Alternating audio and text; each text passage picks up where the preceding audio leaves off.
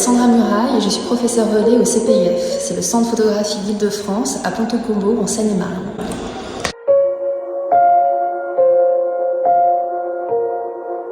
On est dans un environnement qui est plutôt accueillant. En fait, on est dans une ancienne ferme briarde et à côté, il y a un grand parc qui est aussi notre terrain de jeu en fait.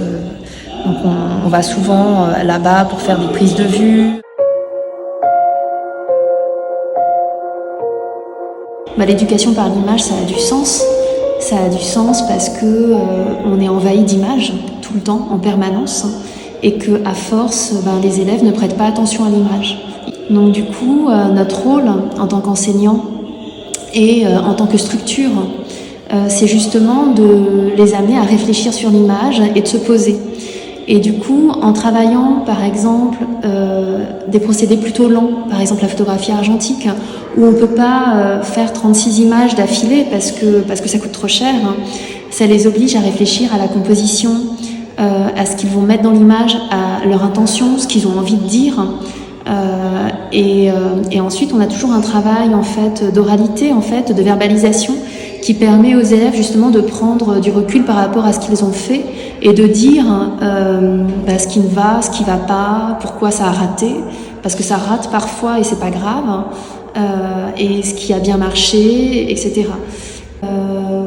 Oui, la photographie, c'est pas exclusivement la photographie documentaire, le reportage, la publicité. Ça va être aussi des images qui vont faire rêver.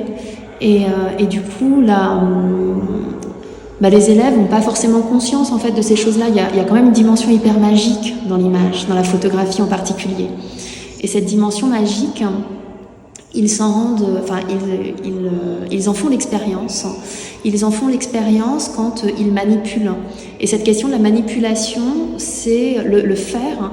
C'est quelque chose qu'on a tendance à oublier aujourd'hui à l'ère du numérique. Nous, en fait, en tant que structure, ce qu'on propose, c'est de prendre le temps, en fait, de s'arrêter et de regarder ce qu'on fait et de manipuler, de faire de la photographie argentique, d'être dans le noir avec la lumière rouge. Souvent, ils ont une représentation, en fait, au cinéma. Ils voient à peu près ce que c'est, mais ils n'en ont pas fait l'expérience. Mon rôle de professeur relais, justement, c'est de faire ce lien en fait entre le centre et l'école, d'aller sur place, sur le terrain, de permettre en fait à l'artiste de s'épanouir aussi dans son activité, dans son action, de soutenir un peu le professeur qui parfois est un peu intimidé parce qu'il n'a pas forcément fait déjà de classe APAC ou de projet artistique à l'école. Qui donne aussi une certaine souplesse, le fait de pouvoir suivre une classe, tout un projet sur toute la longueur. Il y a quand même un travail aussi hyper réflexif où on va à la rencontre des artistes qui exposent pour leur poser des questions sur leurs intentions, sur ce qu'ils ont envie de faire. C'est à moi aussi de faire ce lien, de dire tiens, voilà qu'est-ce que vous avez fait en classe, voilà comment on peut le rattacher, est-ce que... je propose des axes, etc. Et j'aide l'artiste aussi à s'emparer en fait de ce travail-là parce que il y a aussi en fait cette idée de faire de la formation pour les profs. Donc on a des stages ouverture culturelle qui sont organisés par la DAC. Et comment là par exemple mardi prochain on a un stage, c'est une pratique de photographie en fait, et donc on a des enseignants. Quand on fait des projets artistiques avec des classes APAC et tout ça, parfois en fait on essaie d'établir des partenariats de façon à ce que les élèves ne soient pas exclusivement dans la pratique mais aussi dans l'ouverture culturelle et visitent une exposition du CPIF, mais pas seulement du CPIF, aussi à la MABA, aussi à la Maison Robert Doisneau. Les classes qui viennent visiter les expositions comme ici, on leur propose toujours des ateliers. Alors on pense les ateliers avec les professeurs en fonction de ce qu'ils ont envie. On leur fait des propositions en fait de ce type-là.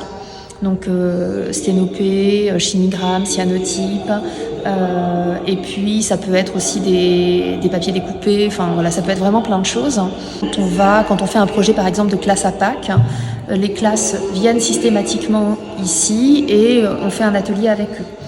Là par exemple en ce moment je suivais une classe à Pâques, donc j'accompagnais une artiste parce qu'il y avait 30 élèves dans la classe, elle voulait faire un travail autour, les profs avaient la demande en fait de faire un travail autour de la vanité.